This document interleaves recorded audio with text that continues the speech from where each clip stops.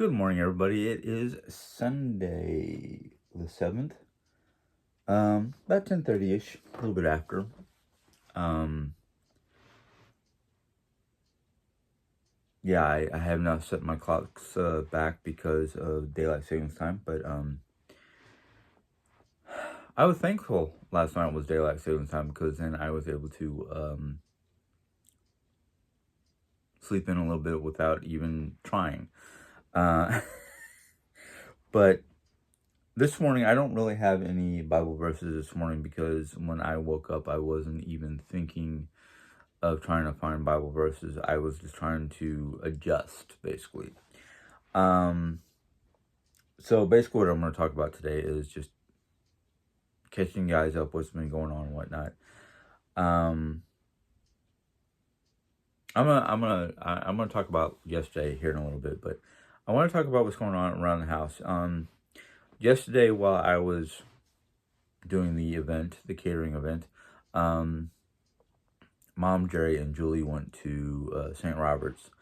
The reason why they went out there is because the factor, not only does St. Robert's Walmart have things that we don't have here, but they also have the international foods because Mom wanted to get some, what they call lumpia or rice paper to make certain types of Asian dishes. Mom has the recipe for lumpia, so we go there for the paper. But while she was there, she found what we call bulgogi meat, pre-seasoned and whatnot for bulgogi, which is actually a Filipino type beef dish, and it's something that my family found out about way back when I was, when we were in the Philippines when I was born. So she got some of that, and of course they got some needed groceries and a few other little items that were needed for the house and whatnot. They didn't just buy willy-nilly. They specifically went for specific things. Couple items to basically accommodate Julie so she's not freezing in the Midwest winter, especially since she's been living in Vegas for years. So being in this kind of climate this time of year is something she's not used to. The other thing I found out is Jerry Ann's friend Lisa from Texas is going to be arriving sometime today, probably later on this evening after I pass out.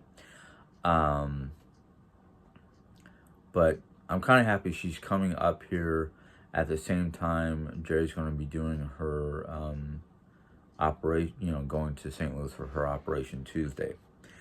The sound of it is Julie, Lisa, and Jerry will be going to St. Louis for the event. While Jerry's in the hospital, I have a feeling that Julie and Lisa are going to do some sightseeing, which is great. It's great that her best friend, or one of her best friends, I should say, and her sister can be here to help Jerry with those particular needs. My biggest concern is when Jerry gets back, the amount of pain she's going to be in, what kind of medication they're going to give her for painkiller or for the pain itself. Of course, she has, I should say, her Tylenol, codeine, her gabapentin, I think is a painkiller, or muscle relaxer or something like that. They might prescribe something a little bit heavier. I don't know. But I'm just happy that she's going to have two of her, well, I can't say if she has a favorite sister, but she'll have Julie here to deal with whatever, and then Lisa here for moral support. So Tuesday, Wednesday, and Thursday night I will be on my lonesome. Basically, I'll come home from work and make food for me and mom, and be able to go to sleep and fall asleep when I want to. Not saying that Dre prevents me from falling asleep or going to sleep when I want to. It's just one of those.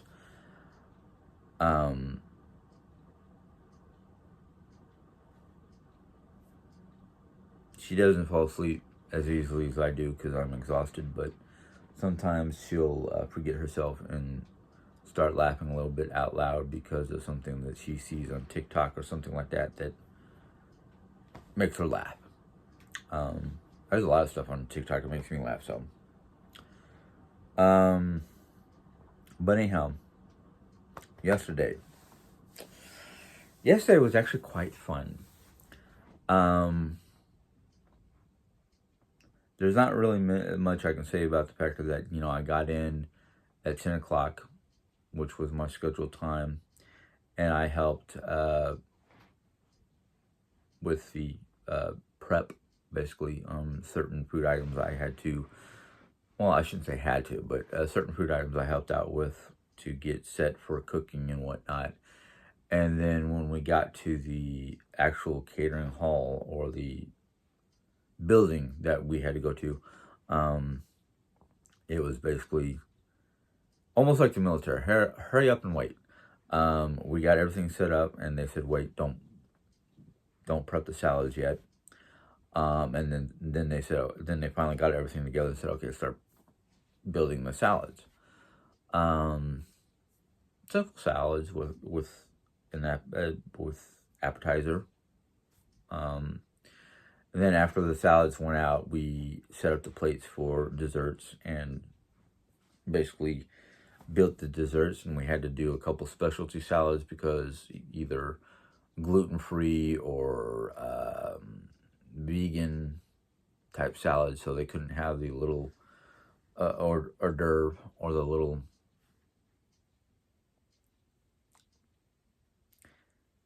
I don't know what to call it, because it was not exactly a dumpling, but it was a dumpling. In other words, you know how you get the Asiatic pork dumplings that you can either have steamed or fried? Well, they were, I don't know what kind of meat product was inside of it, but it was a triangular shaped dumpling. I don't know I don't know exactly what to call it. But anybody who had who was a vegan or had to have gluten-free, they could not have that particular product. Same with the desserts. Some people didn't want the chocolate, so we couldn't give them the little cup with chocolate in it. Those were fun to make because, well, they came to us after the cooks basically cooked them up, and we had to put on the topping, basically. So we had to do that part. And my job for the dessert was to carefully and neatly take I know it was some sort of cherry in a liqueur or wine sauce or something like that, and I had to take and carefully put one cherry on each of the chocolate cups with a little bit of the sauce. So that was kind of nerve-wracking because me having the shakes and whatnot after doing the salads and whatnot, sorry, my nose itches. I have an itchy nose. I had to do that, and chef basically showed me how to do it, so I knew exactly what he wanted. And I did like probably about half a dozen or so before he came around and said, perfect, they're all perfect, keep going. So I was like, so yeah, for me with this job, especially yesterday's job with the catering, it was a little not nerve-wracking, but I was getting a little impatient because of the fact that I'm not one to wait. I have an issue. It's like, I know what I need to do. Why am I waiting? Well, the reason why we were waiting is because we didn't want things to start to wilt or go awry. And the biggest deal wasn't us downstairs. It was the event upstairs. Is certain things were supposed to happen on certain timelines, and the timeline kept on getting pushed back because of what was going on. I don't know exactly what was going on upstairs because I was down in the basement doing everything. But yeah, I ended up staying about 10 and a half hours, thereabouts. No, actually more than that.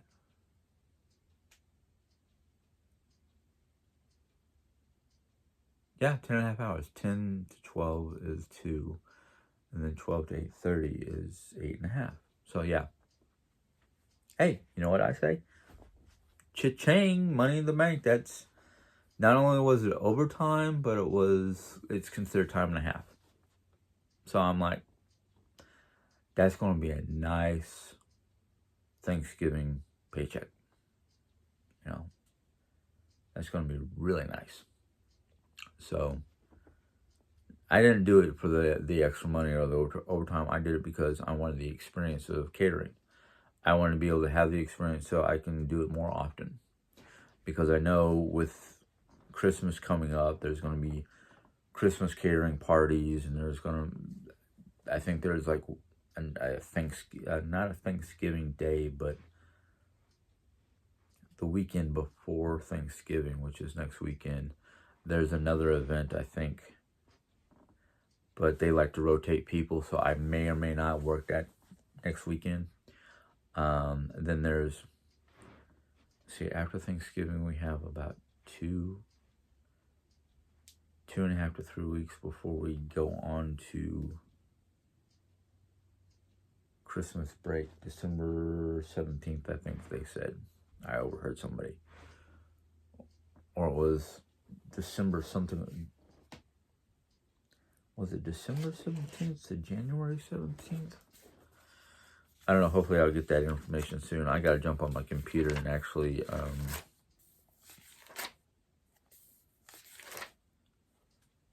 download that one program, and that one program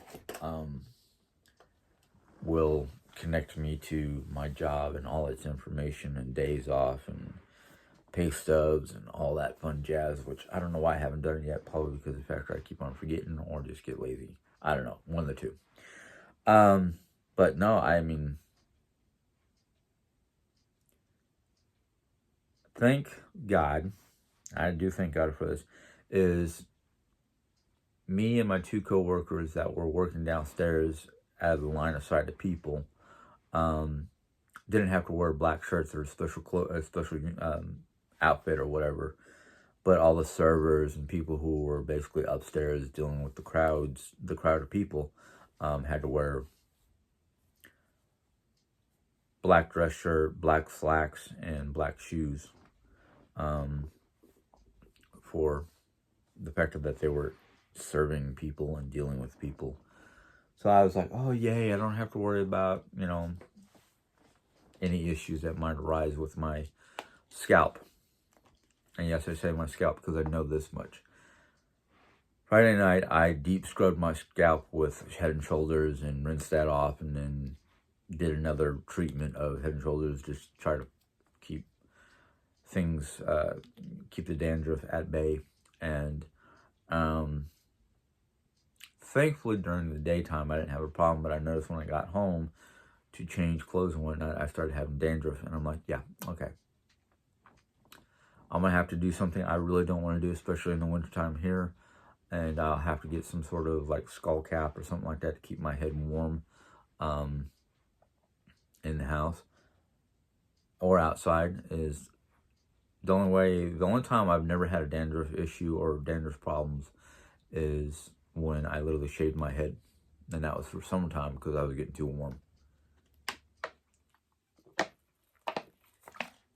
So yeah, I'm gonna have to either go talk to my primary, see if my primary can direct me towards a dermatologist, or just, oh, I'm balding anyhow, so I might as well just, shave it all off anyhow. I don't know. But all in all, things seem to be pretty darn good. We did get fed. And I'm just a little like, oh man, we're gonna get fed. Yeah, pizza. Not that I was wanting like the shrimp or anything like that. I don't know what I'm doing, but I was just kind of like, oh yes, we're gonna get fed. Good. I don't have to worry about what I'm gonna have for dinner when I come home, because everybody else will have eaten. But hey, pizza's better than nothing. But I'm hoping when I get into work Monday, the young lady who was in charge of coordinating the catering event, plus my supervisor or chef, will give us a report, I don't want to say a report card, because it sounds like, oh yeah, I'm back in high school, I'm getting a report card. No, just a little like, thanks for everything. The event went well. There was very little to no complaint. Whatever. Just I would like to know how well I did, or how well we did as a team. There was no I in team, but yeah, I'd like to hear how everything went with the event and how everything turned out, because I know once me and my two coworkers were done doing the desserts and whatnot, and everything was a-okay. We were told that, like, if they're, yeah, you guys can go ahead and go, we're done. It's just the last minute plate, not plating up anything, but the last minute serving dessert and cleanup, and we didn't have to be there for cleanup, which is kind of like, okay, sure. So, but yeah, I had fun. That's kind of, to me, that's kind of the key thing, was, did everything go okay? Nothing got messed up, and we had fun at the same time. So, but here in the home front, tonight, basically, for the most part, I get to rest and do very little to nothing. There's a few little things that Julie needed or wanted my help with to get everything ready, because Julie is going to share the guest room, with a king size bed with Lisa. Even though I offered to sleep on the couch the next 2 days until they leave for St. Louis. But Jared was like, oh, no. You need to sleep someplace comfortable so you can get enough rest for work and all that stuff. And I went, okay, I can get enough rest and be comfortable, sleeping on the couch. I done it before, I can do it again. And I have no problem with it. Just have to, have pillow, sheet, blanket, be able to keep warm, even though the Dyson that's in the living room it has the option of cold or heat. So, that's not my, I don't think I'll have a problem. In fact, it might be a nice reprieve to sleep on the couch, because it's cooler in the living room at nighttime compared to our bedroom, which, yeah, our bedroom is warm because, well, it's a south-facing room. Just like this room can get warm because it's south-facing. That, in fact, if I had a even a single or double sized air mattress. I can set that up in here and still get enough sleep and be comfortable enough. But they've got it all. Lisa, or not Lisa, Julie and Jerry Ann has already got it all figured out, and I was like, okay, hey, as long as somebody's got it figured out and I don't have to do much thinking, that's fine by me. But it's, how do I put it?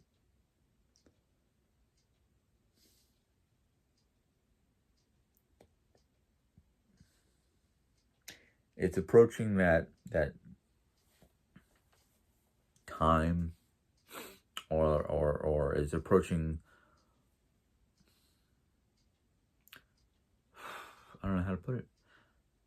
With this operation, let's just put it this way. With this operation that she's going to have this basically coming week,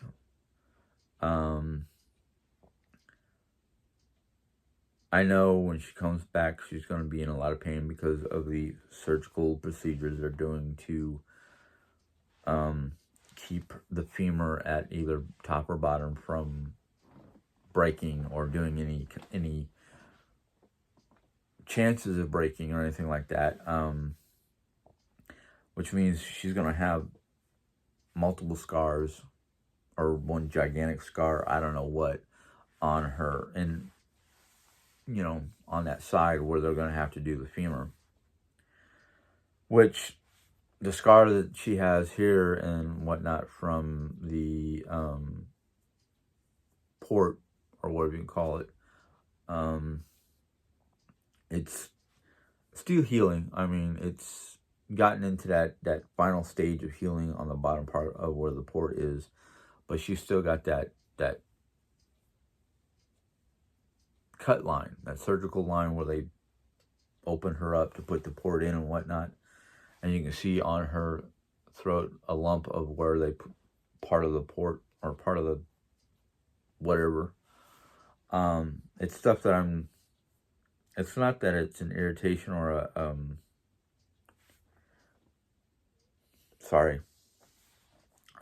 or anything like that. It's just like,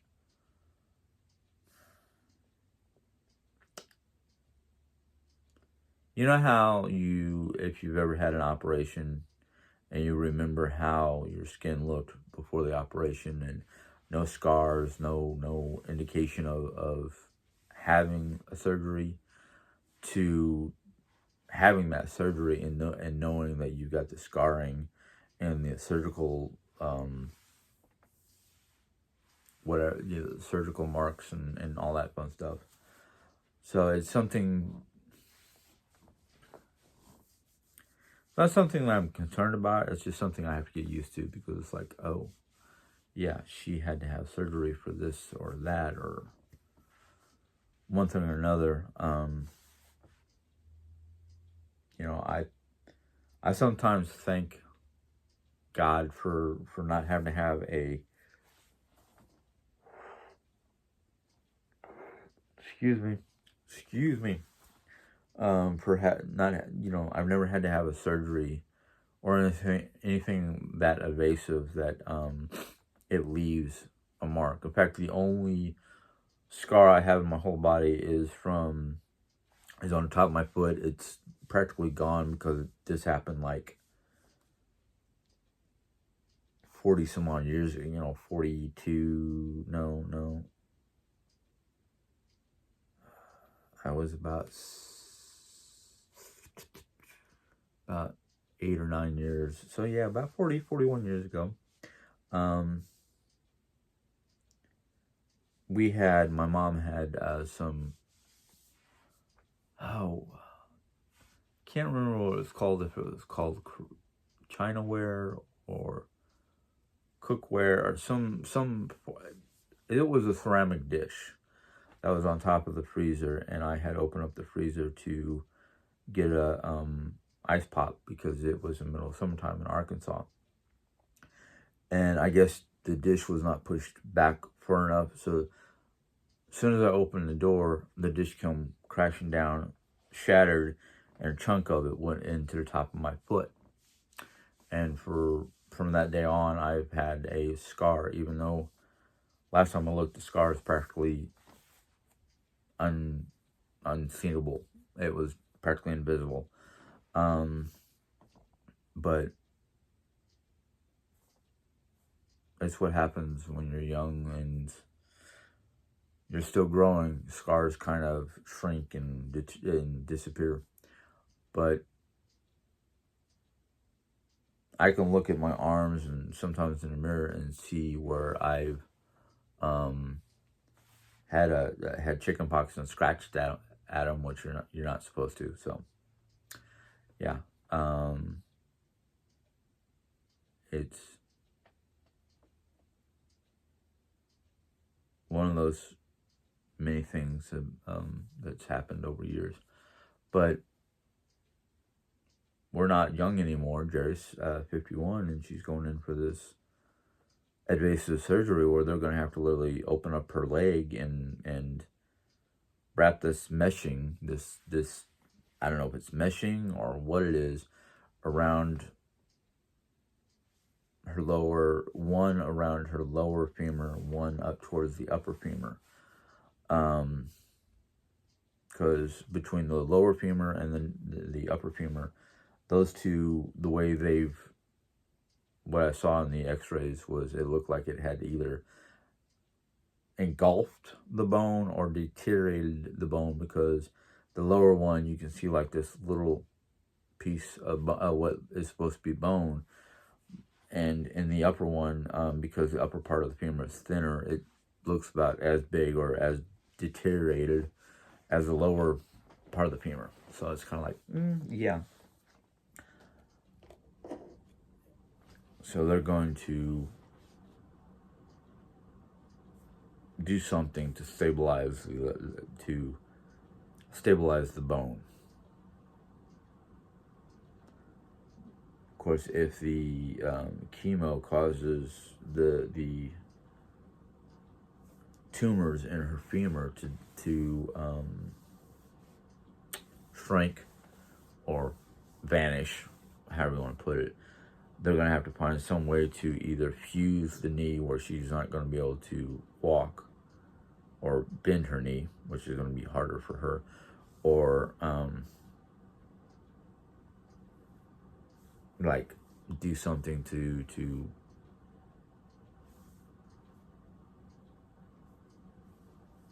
bone.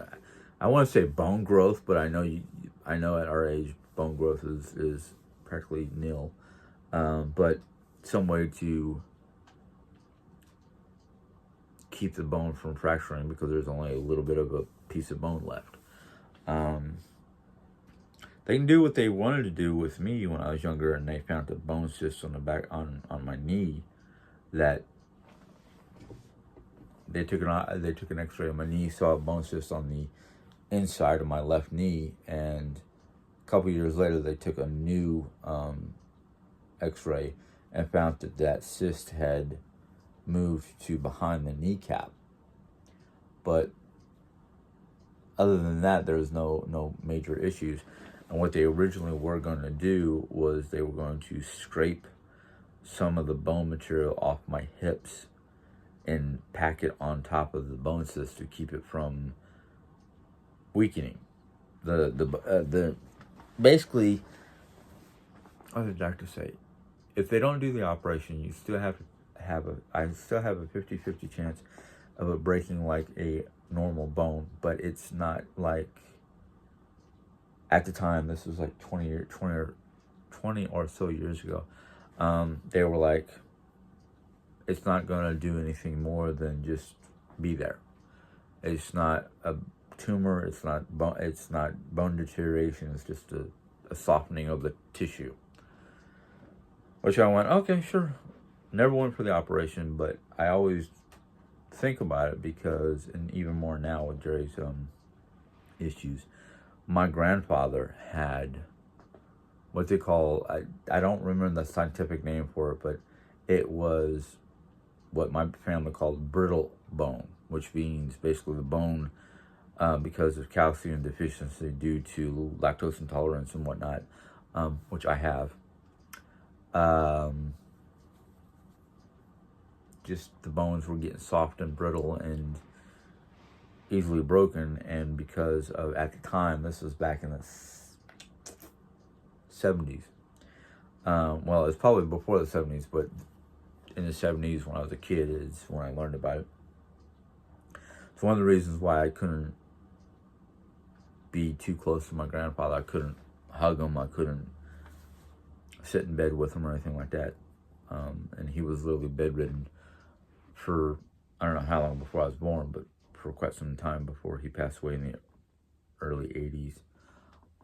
He had what they called bone issues, softening of the bone. And when they told me about this in my knee, I was just kind of like, well, there's worse ways to go than... I think my grandfather spent the last 20 years of his life bedridden. Literally he got so weak because of the weakening bones and the muscle tissue wanting to pull bone away from the actual spot where it's supposed to be. Everything, he had a hospital bed, he was bedridden. Grandma had to take care of him. And I think that's what caused her to get so, after he passed away, she became so, she went to being very active to being sedentary, or not doing very much outside of her apartment. Once she moved into it, an elder care apartment. She had all the amenities of a regular house: 2-bedroom apartment, 1 bath, kitchenette, living area. Which I pray and hope I never had, my either mom or Jerry has to live into one of those, because even though it's assistant care, you are basically pretty much, you can either go down to the main cafeteria or dining room and have dinner with them, or you can stay in your apartment and make your own food and pretty much turn into a hermit like my grandmother. But I hope that never happens to us, at least not for another 20, 30 years, when we're hopefully in our 70s, maybe 80s. But we've got, I agree with Jerry, we have too much life in us still to even think about assisted living or anything like that. But other than that, than what's going on with Jerry's health and the excitement of yesterday, it's been pretty much a normal week where we're doing what needs to be done. I'm working my job. Jerry's going to her doctors, or trying to be somewhat active without being weight bearing on her leg.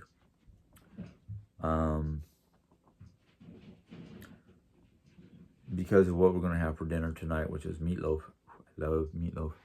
Jerry is going to have to come out and help us out with that, because Jerry's better at it than I am. And I'm not sure what's going on between Julie and Jerry on that department. But I think it's partially to get Jerry to be active instead of stuck in a room becoming melancholy or depressed because she can't do things that she wants to do because of her current situation. Don't know. But we will see. I know I have not been putting out a lot of videos during the week because by the time I get home from work, I'm either too exhausted or brain dead to really do a video, or I get more concerned about how's things at the house, how's Jerry, what's going on, that kind of stuff. So, unfortunately, because of that situation, there's other situations connected to it that prevents me to do a lot of what I want to do. I'm thinking, though, that this week might be a little bit different, because Tuesday, Wednesday, Thursday, I don't know what time they'll be back Friday, but definitely Tuesday, Wednesday, Thursday, I'll be able to come home and just do a video and then worry about food, because I think probably Monday night, Mom and I are going to sit down and do a menu plan for at least 3 to 4 days out of the week. Because, like I said, I don't know what time they're going to be back Friday, because I know Thursday's the operation and Friday is the stay for X amount of time for observation. So I will tentatively plan a meal for Friday and see what happens. But anyhow, I'm gonna go ahead and let you guys go. I need to do a few more things before I get busy around the house. So until next time, you guys have a good day. Enjoy. Bye.